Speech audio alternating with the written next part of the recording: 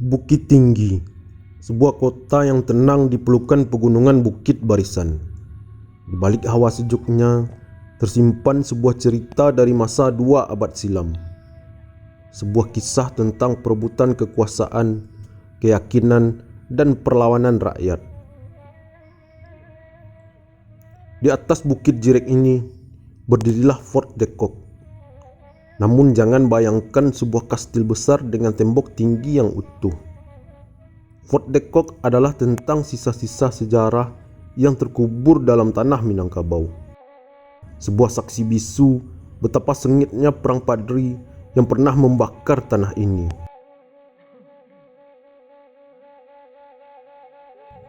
Tahun 1825, Belanda sedang berada dalam posisi sulit. Di Jawa, mereka kewalahan menghadapi Pangeran Diponegoro.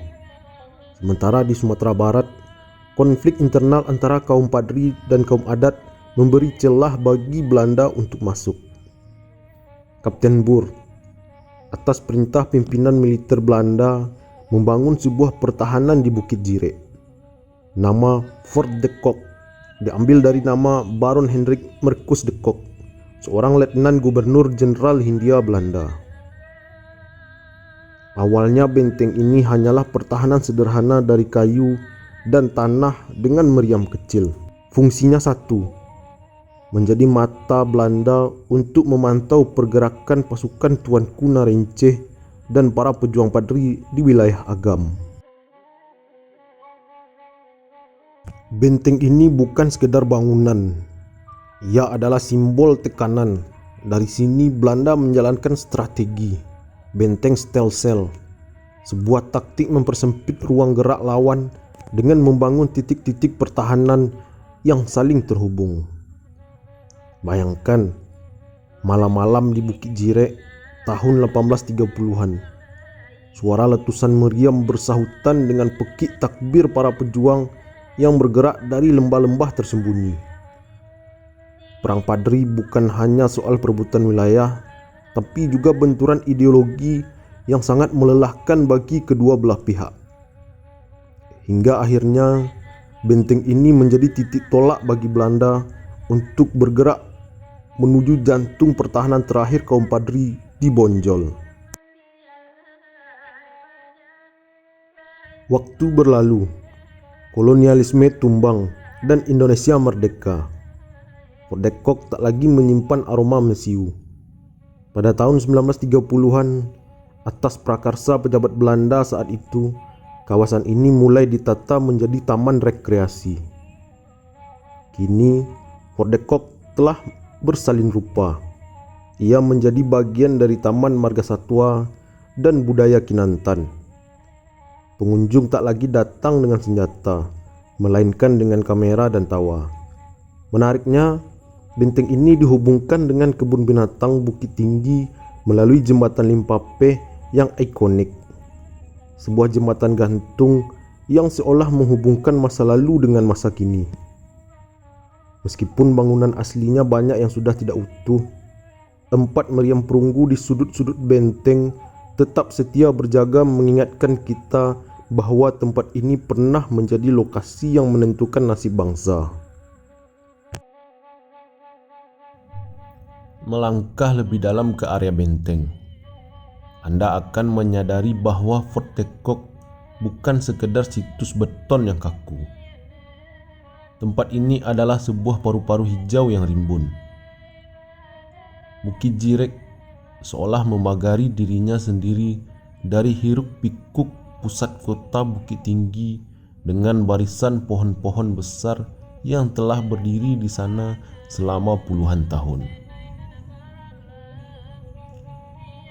Pohon-pohon pinus yang menjulang tinggi menjadi kanopi alami di sini. Suara gesekan jarum-jarum pinus saat tertiup angin pegunungan menciptakan simfoni alam yang menenangkan. Sebuah suara yang sanggup meredam bisingnya kendaraan dari arah pasar atas. Di bawah naungan pohon-pohon inilah waktu seakan berjalan lebih lambat. Bagi Anda yang mencari ketenangan, pengelola telah menyediakan banyak tempat duduk dan bangku taman di sepanjang jalur setapak. Kursi-kursi ini bukan sekedar tempat beristirahat. Mereka adalah titik-titik kontemplasi. Ada sesuatu yang magis saat Anda duduk di sana, memegang buku atau sekedar menyesap udara sejuk. Sementara di depan mata Anda terhampar meriam kuno yang diam membisu. Tempat duduk di sisi tebing adalah yang paling favorit. Dari sana, Anda bisa duduk santai sambil memandang lembah hijau dan deretan perbukitan yang mengepung bukit tinggi. Banyak pengunjung yang datang ke sini bukan untuk berwisata cepat, melainkan untuk healing, duduk berjam-jam di bawah keteduhan pohon, menikmati semilir angin yang membawa aroma tanah dan daun pinus yang khas. Kombinasi antara tekstur dinding benteng yang kasar dengan kelembutan taman bunga di sekitarnya menciptakan harmoni yang unik.